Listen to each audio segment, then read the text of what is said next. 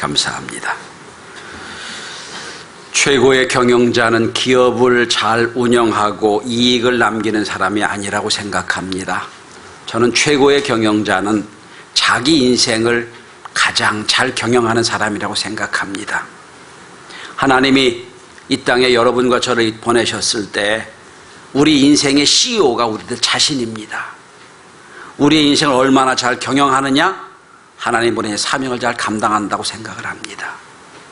하라기는 오늘 말씀을 함께 나누면서 하나님이 여러분에게 주셨던 여러분의 우리의 인생의 경영을 잘 감당해서 다 같이 성공적인 경영인이 되는 축복과 은혜가 있길 바랍니다. 얼마 전에 몇 년 전에는 최고의 CEO로 인정받았던 한 분이 그만 감옥에 갇히는 사건을 보게 되었습니다. 그는 몇 년 전에는 상당히 경영을 잘하는 CEO였습니다. 엄청난 스톡옵션도 받았습니다. 그런데 그만 모든 게 물거품이 되고 명예도 잊어버리고 돈도 잊어버리고 감옥에 갇히는 그런 일을 봤습니다. 그렇다면 그는 사실은 훌륭한 경영인이 아니라고 생각을 합니다. 어떤 사람은 이 땅에서 훌륭한 경영인처럼 보이는 사람이지만 하나님 앞에 보기에는 실패한 사람이 될 수도 있고, 어떤 사람은 실패한 사람같이 보이지만 하나님 보시기엔 성공적인 경영인이 될 수도 있는 겁니다. 판단은 누구가 있습니까? 하나님이 하시는 겁니다. 오늘 본문의 잠언은 솔로몬 왕이, 그 지혜로운 솔로몬 왕이 자기 후대에 앞으로 왕이 될 왕자들에게 권면하는 지혜의 말씀이에요. 그래서 동서공의 모든 지혜를 다 모아서 왕자를 훈련시킨 훈련 교본입니다. 마치 동양에서, 요즘은 이 책이 잘 인기가 없습니다만, 책은담이란 책과 거의 흡사한 책입니다. 맹사성이 지은 책은담을 보면 고금의 많은 지혜를 담아 있거든요. 저 어릴 때 저희 아버님이 성경 잠언과 책은담을 함께 붙였어요. 그리고 열심히 읽어보라고 그랬어요. 지금 보면 그게 동양의 지혜였던 것 같습니다. 자, 솔로몬 왕이 자기 왕자들에게, 앞으로 이 나라를 다스릴 왕자들에게 이렇게 이런 지혜를 갖고 다스리라는 지혜 중에 오늘 본문은 인생 경영에 관한 말씀이에요. 저는 오늘 본문을 통하여 어떻게 하면 우리 인생이 성공적인 경영이 될 수 있겠는가, 이 말씀을 함께 나누고자 합니다. 누구나 다 이 땅에 태어나서 다 성공적인 경영을 하고 싶어 할 겁니다. 잠시 잠깐 10년 20년 성공이 아니라 영원한 인생 성공의 비결이 어디 있느냐. 저는 오늘 본문을 통하여, 솔로몬이 준 잠언을 통하여 어떻게 하면 우리 인생이 성공할 것인가, 어떻게 하면 우리 인생이 성공 경영이 될 것인가 말씀을 함께 나누고자 합니다. 오늘 본문은 돈을 많이 버는 성공이 아니에요. 인생 자체에 대한 성공에 관한 말씀입니다. 첫째로, 성공적인 인생 경영을 하려면 먼저는 신앙 경영을 잘 해야 됩니다. 첫째는 신앙 경영이에요. 오늘 7절을 한번 보십시오. 이렇게 말씀합니다. 여호와를 경외하며 악을 떠날지어다. 첫 번째, 여호와를 경외하라 말씀합니다. 여호와를 경외하라. 여러분, 잠언에는 여호와를 경외하라는 말씀이 18번 나옵니다. 구약에서는 셀 수 없이 많이 나와요. 어떻게 보면 구약 전체를 요약하는 한 단어가 있다면 여호와를 경외하라는 단어일 겁니다. 예수님께서도 모든 성경을 딱 두 마디로 요약합니다. 첫째는 주 너의 하나님을 사랑하고, 둘째는 이웃을 내 몸같이 사랑해라. 딱 두 가지거든요. 근데 여기서 주 너의 하나님을 사랑하라, 이 사랑은 경외란 단어입니다. 먼저 하나님을 경외하라, 그 다음에 이웃을 사랑하라, 이런 뜻이에요. 그럼 왜 성경에서 여호와를 경외하는 것이 인생의 첫 번째라고 말씀하고 있느냐? 여기서 경외한다는 말이 무슨 뜻이냐면, 하나님을 우주 만물의 주인이며 창조주로 믿는 믿음을 얘기하는 거예요. 하나님을 경외하는 것, 우주 만물의 주인으로 여기는 거예요. 믿는 거예요. 이게 첫 번째라는 거예요. 여러분, 한번 상상을 해보시기 바랍니다. 동물원에 가서 원숭이, 침팬지 앞에 놓고 저게 내 인생의 조상이다 생각하는 사람하고 우주 만물의 주인 하나님이 내 인생을 창조했다는 사람하고 얼마나 가치관이 달라지겠습니까? 전혀 달라지는 거예요.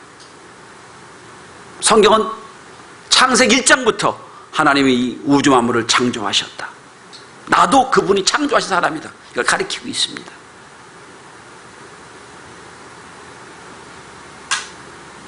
하나님을 온 우주 만물의 주인으로 여기고 그분이 나를 만드셨다는 믿음이 있을 때에 인생경의 첫 번째 원리가 풀리는 겁니다. 왜냐? 하나님을 경외하고 그분이 나를 지었다고 믿을 때 가장 중요한 건 나의 인생의 자긍심이 달라져요. 나의 인생은 거룩한 자존심이 생기는 거예요. 난 누가 만들었어요? 하나님 만드셨다는 거예요. 나를 이 땅에 필요해서 보내셨고 만드셨다고 믿을 때 내 인생은 달라지는 겁니다.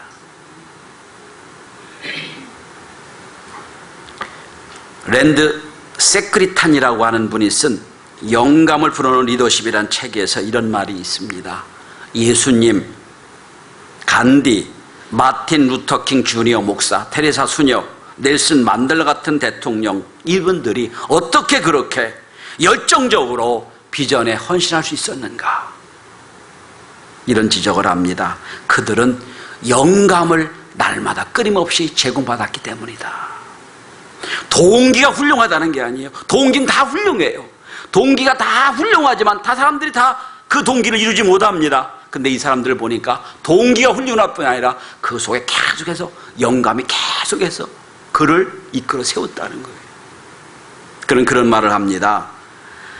영감이란 동기와는 완전히 다른 거다. 영감은 하나님의 숨결을 불어넣어서 신성한 영향력을 갖게 한다. 하나님의 영이 내 안에 들어오시면 나는 고무적이고 난 도전적이 되고 나는 훌륭한 가치를 갖게 된다. 전 전적으로 동의합니다. 그렇습니다. 하나님의 은혜를 받고 하나님의 온 우주 만물을 지으신 주인으로 여기고 내가 그분이 손으로 만드신 사람을 인정하면 내 인생의 가치가 달라집니다. 그래서 성경 교육이 중요한 거예요. 전 진화론적인 가치관 갖고는 절대로 인간의 가장 귀한 가치를 느끼지 못한다고 생각해요. 그런데 하나님의 형상으로 지음받은 사람이라고 믿어질 때에 우리는 다른 것과는 비교할 수 없는 가장 위대한 가치를 갖게 되는 겁니다. 아프리카 케냐에서 사역하는 이문미 선교사라는 분이 쓴 책에 나오는 이야기입니다. 딸이 학교에서 돌아왔는데 시무룩하더랍니다. 뭔 일이 있냐고 물었더니 계속해서 아이들이 자기를 막 홀대하는데 너 그렇게 예수 믿어가지고 너 그런 식으로 예수 믿어가지고 너 우리와는 어울릴 수 없다. 그렇게 믿어가면 그 인생 망하는 거야. 자꾸 막 비난하더랍니다. 애가 시무룩해져가지고 왔어요. 선교사가 가만히 보다가 이런 얘기를 했답니다. 얘야, 쓰레기를 담는 통을 뭐라고 그러지? 쓰레기통이에요. 똥을 담는 통은 무슨 통이지? 똥통이에요. 넌 지금 쓰레기 같은 말을 들었거든? 네 마음에 그걸 자꾸 담아두면 너는 쓰레기통 돼. 쓰레기는 어떻게 해야지? 빨리 치워야죠. 빨리 치워야 돼. 너는 누구도 뭐라고 할 수 없는 하나님의 가치를 갖고 있는 사람이에요. 그리고 또 나온 얘기입니다. 아마 본 적은 없지만 책 내용 읽어보면 그 딸이 좀 예쁘진 못했던 것 같아요. 단기 선교로 온 남자아이들이 막 놀렸대요. 너 왜 이렇게 못생겼냐고 놀렸대요. 그랬더니 이 아이가 예전 같았으면 시무룩했을 텐데 은혜를 받고 나서 무슨 얘기를 하냐면 이렇게 대꾸했답니다. 딸이 너는 하나님의 눈으로 보는 법도 모르는구나 그랬답니다. 여러분, 이게 하나님 주신 거룩한 자긍심이에요. 내 인생에서 가장 귀한 일은 나는 하나님의 지음받은 사람이다. 하나님을 경외할 때 내가 나됨을 알 수가 있는 거예요. 바라기는 오늘 이 자리에 나오신 모든 성도는 세상에 어떤 것도 값주고 바꿀 수 없는 가장 존귀한 존재임을 믿으시길 바랍니다. 그게 하나님 여러분의 인생의 CEO로 만드셨어요. 세상에 가장 가치 있는 여러분, 하나님이 여러분을 통하여 위대한 일을 계획하고 계십니다. 세계적인 기업 중에 서비스 마스터라고 하는 기업이 있습니다. 크리스천 경영 기업인인데 월리엄 폴라드라고 하는 분이 CEO입니다. 이분이 만드셨지요. 이분이 세계적인 기업을 만드셨는데 그는 서비스의 달인이란 책에서 이런 말을 합니다. 사람이 단지 먹고 사는 것만을 위해 일하지 않는다. 무언가 의미 있는 일을 위해 일하고 싶어 한다. 삶에 의미가 있어야 된다. 나는 기업을 돈을 벌기 위해서 하지 않는다. 나는 이 기업을 통하여 이 기업에서 일한 많은 사람들이 하나님이 그를 통하여 일하신 걸 깨닫게 하려고 만들었다. 다른 말로 표현해볼까요? 삶의 의미는 하나님과의 관계에서 나오는 겁니다. 하나님이 나를 지으셨다고 믿었을 때 내 삶의 의미가 생기는 거예요. 여러분, 먼저는 신앙 경영에 승리하는 저와 여러분이 되시길 바랍니다. 두 번째로 오늘 6절에 보시면 두 번째 성공의 인생 경영의 두 번째 비결은 인격 경영에서 시작해야 됩니다.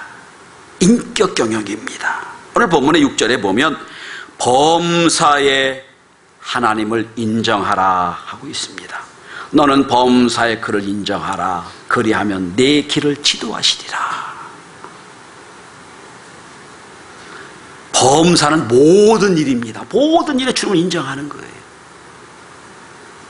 여기서 인정하다는 히브리어 단어가 야다란 단어인데 이 말은 알다, 깨닫다, 믿다 이런 뜻이에요.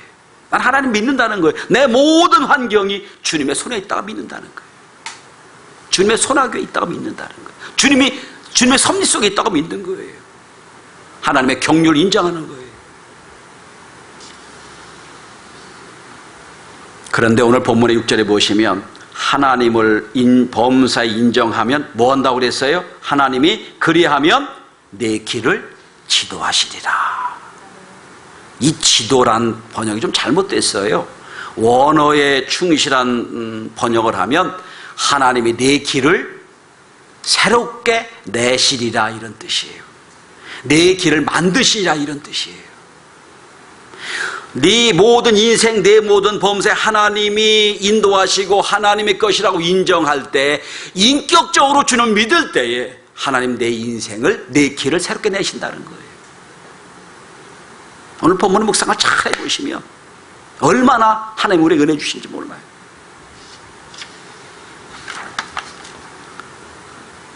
하나님은 광야의 길을 내시는 분입니다. 바다의 길을 내시고 없는 길도 있게 하세요. 사막에도 물길을 내시는 분이 하나님이세요. 그렇다면 범사의 모든 일 가운데 하나님의 경륜과 하나님의 은혜를 인정하면 하나님이 내가 보기엔 길이 없지만 길을 내시고, 내가 보기엔 막다른 길 같지만 하나님의 그 길을 통해서 역사하신다는 거예요. 내 길을 지도하시리라. 내 길을 새롭게 내시리라. 내 길을 만드시라는 거예요. 시편 32편 8절에 말씀합니다. 내가 너의 갈 길을 가르쳐 보이고 너를 주목하여 훈계하리라. 요한복음 16장 13절에 진리의 성령이 너에게 오시면 그가 너희를 진리 가운데 인도하시리니. 다 말씀을 인도한다는 거예요. 전 우리 교회 청년들이 이 믿음이 있기를 원합니다. 지금은 앞이 보이지 않는 캄캄한처럼 보여요. 이게 절벽처럼 보여요. 막다른 골목처럼 보여요. 근데 내 인생의 범사의 주님을 인정하고 인격적으로 하나님을 만나고 살면 하나님이 내 인생의 길을 새롭게 내신다는 거예요. 여러분, 요셉을 한번 보세요. 요셉은 가는 데마다 막다른 골목이었어요. 노예로 끌려갔지요. 모함을 당했지요. 감옥에 갇히죠. 계속 막다른 길이에요. 그런데 그는 노예로 팔려가도 감사하고, 모함을 당해도 감사하고, 감옥에 가도 감사했어요. 이 말은 무슨 얘기입니까? 내 인생의 모든 게 하나님의 경륜 안에 있습니다는 뜻이거든요. 경륜 안에 있습니다. 일단 여러분 보세요. 노예가 뭐가 됩니까? 국무총리로 바뀌죠. 감옥이 뭐가 됩니까? 거기서 그 당시 그 애굽을 다스리는 모든 관료들이 와서 가리키는 선생님 역할을 합니다. 최고의 지혜를 감옥에서 배워요. 그리고 때가 돼서 그가 애굽을 살리는 사람이 되지 않습니까? 길을 내시는 거예요. 길을 내시는 하나님. 범사의 주님을 인정하는 인격적인 만남이 있기를 바랍니다. 예수님 사람 막다른 골목이 없어요. 그 길을 주님이 또 새롭게 내시는 거예요. 성도 여러분, 사막이 원래부터 사막이 아니었어요. 사막이요, 사막이 된 것은 물이 비가 오지 않기 때문이에요. 아무리 좋은 땅이어도요, 한 5년만 비가 안 오면 사막이 된대요. 세계 최고의 사막이 요르단에 있는 와디 럼이란 사막인데, 이걸 여러분 어떻게 아시냐면 유명한 영화 아라비아의 로렌스를 찍은 장소입니다. 근데 참 재미있는 건 그 와디 럼에 있는 산맥을 파고 들어가 보면 거기 벽화들이 있는데 거기 소와 양이 뛰놀고 강이 흐르는 벽화가 있다는 거예요. 옛날에 거기도 초목지였다는 거예요. 비가 와디럼 같은 경우는 1년에 10일도 비가 안 온답니다. 총 오는 강수량이 10mm가 안 된대요. 그렇게 수십 년 전에 하니까 다 그렇게 엄청난 사막이 된 거예요. 범사의 주님을 인정하면, 인격적으로 주님을 인정하면 주님이 사막과 같은 길을 갈지라도 하나님이 비를 내려서 그 길을 평야로 만들어 주시는 거예요. 근데 내가 지금 내 인생길을 좋게 여기고 이게 이 길을 복되다고 가도 하나님이 은혜 안 주시면 언젠가 그 길이 사막이 될지 모르는 거예요. 성도 여러분, 오늘 여러분 다시 6절 한번 주목해 보십시오. 너는 범사의 그를 인정하라. 그리하면 내 길을 새롭게 내시리라. 내 길을 새롭게 만드시리라. 혹시 이 가운데 내 인생의 막다른 골목이라고 여겨지는 분이 계십니까? 도대체 앞뒤 아무 방법이 없다고 여기는 분 계십니까? 이 한 시간 조용히 하나님, 내 인생 범사의 주님 인정합니다. 고백하십시오. 그러면 주님이 여러분의 인생을 어떻게 인도할지 몰라요. 여러분의 인생을 통하여 새로운 길이 열려있는 은혜와 축복이 있기를 바랍니다. 따라서 신앙은 전적인 위탁입니다. 하나님이 내 인생 어떻게 인도할지 몰라요. 무조건 하나님께 전적인 위탁하고 그리고 주와 함께 가는 거예요. 창세기 12장에 보시면 하나님이 75세 된 아브라함을 부르십니다. 그런데 히브리서에 보면 하나님이 아브라함에게 어디로 가라고 번지수를 가르쳐주지 않으세요. 그냥 고향에서 떠나라고 말씀하세요. 고향에서 떠났어요. 우상 숭배하는 집, 우상 만드는 집 아들을 하나님이 택하셨어요. 그리고 성경이 이렇게 기록합니다. 갈 바를 알지 못하고 갔다. 누가 인도하시는 거예요? 하나님 인도하시는 거예요. 그게 우리 믿음이에요. 갈 바를 알지 못하고 갔어요. 왜? 전적으로 주님이 내 인생을 인도하실 줄 믿으니까. 이게 범사의 주님을 인정하는 겁니다.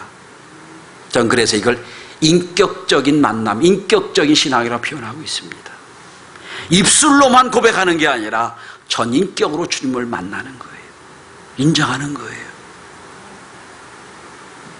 찬송가 421장은 이렇게 고백합니다.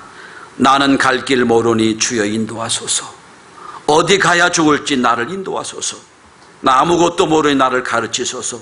어찌하여 죽을지 나를 가르치소서. 우리의 모든 인생의 모든 사건과 모든 일을 전적으로 주님께 맡길 때에 주님은 우리에게 새로운 인생길을 허락하실 겁니다. 이럴 때 우리 인생은 성공적인 인생이 될 수 있을 겁니다. 빌리그램 목사는 이런 말을 했습니다. 우리에게 일어난 문제의 90%는 하나님 말씀에 귀를 기울이지 않았기 때문이다. 무슨 뜻입니까? 하나님이 나를 인도해 주려고 하는데도 자꾸 내 귀를 막아요. 그럼 하나님 인도해 주실 수 없는 거예요. 그러나 전적으로 하나님 난 갈 길을 모릅니다. 하나님 인도해 주세요. 기도하면 하나님이 사람을 통하여 환경을 통하여 우리 길을 열어주시는 거예요. 사막 같은 이 땅입니다. 이 사막에 물길을 내는 하나님의 놀라운 역사가, 길을 함께 내는 하나님의 역사가 저 여러분의 있기를 주의 이름으로 축원합니다. 자, 신앙 경영을 합니다. 인격 경영을 했습니다. 마지막 세 번째입니다. 9절과 10절이에요. 이제는 물질 경영, 재물 경영을 잘 해야 됩니다. 자, 가장 중요한 하나님을 나의 구주로 섬기고 내가 하나님의 자녀로 인정했습니다. 그리고 나서 하나님이 내 인생의 범사의 주님을 인정했습니다. 그리고 세 번째는 나에게 주어진 재물, 나에게 주어진 물질, 나에게 주어진 물질 경영을 잘 감당해야 됩니다.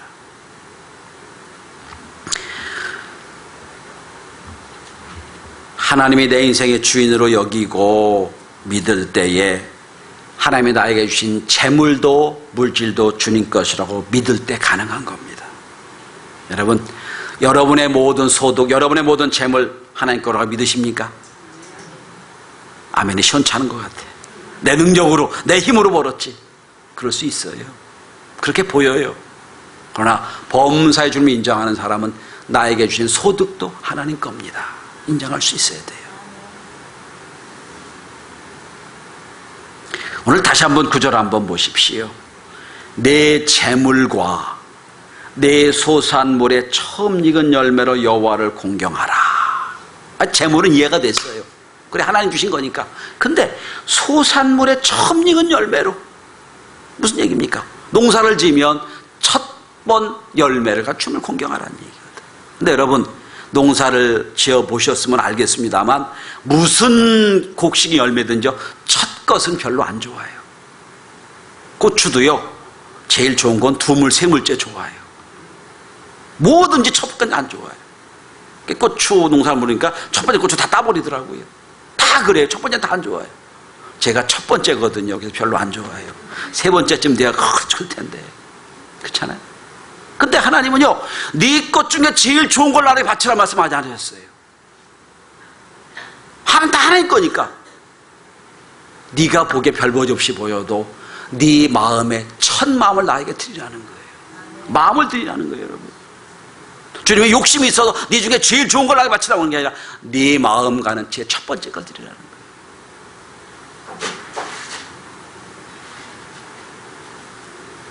인간관계에서도 여러분, 인색한 친구는 친구가 없어요. 털 받아먹기만 하고 털 얻어먹기만 하는 사람은요, 그런데 지가 낼 때는 안 내는 사람은요 친구가 없어요. 그런데 자꾸 먹이고 퍼주는 사람은 친구가 많이 붙어요. 여러분, 하나님 앞에 날마다 우리는 달라고 합니다. 하나님 이것도 주시고 저것도 주시고 날마다 달라고만 해. 근데 하나님께 드릴 때는 너무 인색해. 하나님 보시 그럴 거예요. 너 너무 인색하구나 할지도 몰라요. 그렇지요? 어떤 신학자가 이런 말을 했습니다. 신앙인은 가장 기본적인 질문을 늘 해야 된다. 그 질문은 한 가지다. 이건 영어로 말하면 Who's of life입니다. 라이프입니다. 내 인생이 누구 거냐? 내 인생이 누구 거냐는 분명한 질문에 답을 해야 신앙생활을 시작한다는 거예요. 우리는 이미 경험했습니다. 첫 번째로 하나님을 경외하는 자는 내 인생은 하나님 거라고 믿습니다. 그렇죠? 그러면 나의 모든 것도 하나님 거예요. 하나님은 내 거라 다 내놔라 하면 내놓을 수밖에 없어요.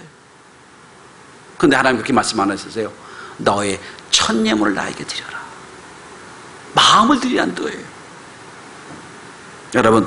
여러분 누구에게 속해 있습니까? 어떤 사람은 돈에 목숨을 내놓고 있다가 돈 손해봤다고 물질에 좀 어려움 당한다고 자살한 사람도 많이 봤어요. 그 사람은 여러분 돈에 인생을 건 거예요. 어떤 사람은 명예의 목숨을 걸다가 조금 추락했다고 그냥 어려워하는 걸 많이 봅니다. 그 사람은 명예의 목숨을 건 사람이에요. 우리는 아니에요. 우리는 하나님의 모든 걸 내 걸 주셨습니다 믿는 사람이에요. 우리의 소유는 하나님께 있다고 믿습니다. 그렇다면 하나님 앞에 나의 물질도, 나의 재물도, 나의 재능도, 나의 시간도 주 앞에 드릴 수 있어야 돼요. 여러분, 우리의 재능 주 앞에 드리는 거 인색하지 마시기 바랍니다. 우리의 시간 주 앞에 드리는 거 인색하지 마시기 바랍니다.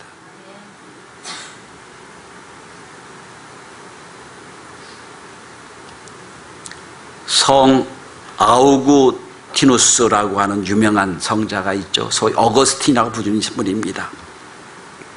이분이 아주 온전한 신앙을 이루기 전에 꿈을 꿨답니다. 꿈입니다. 하늘나라에 올라가서 천국 들어간 입구의 문에서 천사가 하나하나 사람을 확인합니다. 넌 누구냐 물었어요. 이 어거스틴이 말하면 나는 하나님의 자녀입니다. 천사가 어거스틴 머리 발까지 쫙 훑어보더니 이런 얘기를 했다고 그럽니다.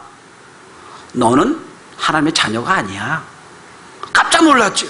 내가 하나님의 자녀가 아니라는 거 아니니까 했더니 얘기가, 너는 머리와 생각은 예수님의 말씀으로 가득한 게 아니라 철학자 키케로의 사상과 생각으로 가득 차 있구나.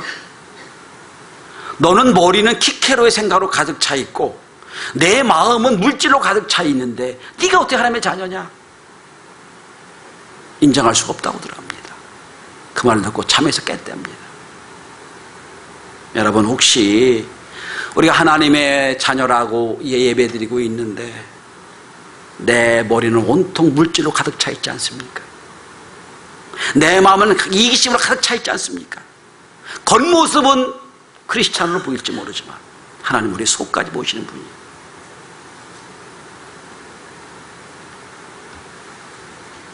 우리는 머리에서 발끝까지 온전한 하나님의 자녀로 거듭나서 주 앞에 인정받는 복된 종들이 다 되될 줄 압니다.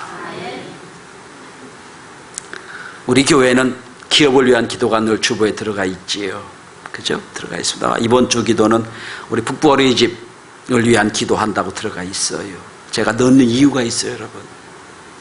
전 이런 생각을 합니다. 하나님, 성도들에게 복을 많이 주셔서 주님 성전에 물질이 가득하게 도와주세요. 전 그런 기도를 합니다. 여러분, 하나님께 드리는 게 아까워서 복을 적게 받고 싶으세요? 많이 받아 많이 드리고 싶으세요? 물어볼 필요 없겠지요? 지금 저 경제통상부인가요? 지금 고참 국장이 저희 고등학교 동기인데 다른 국의 국장으로 있을 때 저를 몇 년 전에 만난 적이 한 번 있습니다. 만나서 얘기를 해서 했더니 그때만 해도 세금이 안 거쳐 고민이라고 하더라고요. 제가 그런 얘기를 했어요. 그런 고민하지 말아라. 세금 어떻게 더 얻을 거 생각하지 말고 백성도 국민들을 잘 살게 해줘. 잘 살게 해주면 세금 더 낼 거예요. 전 그런 생각이에요. 하나님 여러분 복을 많이 받으시기 바랍니다. 그럼 하나님 우리의 소득이 많아지면 우리가 더 많은 걸 주 앞에 드릴 수 있을 거예요. 여러분 오늘 다시 본문을 한번 보십시오. 10절입니다. 그리하면 나의 물질 경영을 제대로 잘 감당하면 내 창고가 가득히 차고, 복을 받는 말씀이에요. 또 중요한 게 있습니다. 내 포도즙 틈에 새 포도즙이 넘치리라. 새 포도즙은 기쁨의 상징이에요. 네가 수고하고 노력하고 애쓰는 모든 것 기쁨으로 감당할 수 있을 것이다 말씀하는. 결론을 맺습니다. 저는 경영을 공부한 학자로 경영을 연구하는 사람으로 일평생 하고 싶은 게 하나 있어요. 성경 전체를 보고 인생 경영의 비결과 하나님의 가장 기뻐하시는 리더십이 무엇인지를 추구하고 싶은 생각이 있습니다. 오늘도 말씀을 읽다가 이렇게 하나님이 원하시는 인생 경영이구나 말씀을 함께 나누었습니다. 여러분을 하나님이 이 땅에 다 하나님의 자녀로 세우셨을 때는 하나님이 여러분의 인생을 통하여 위대한 성공적인 CEO로 만들기 원하십니다.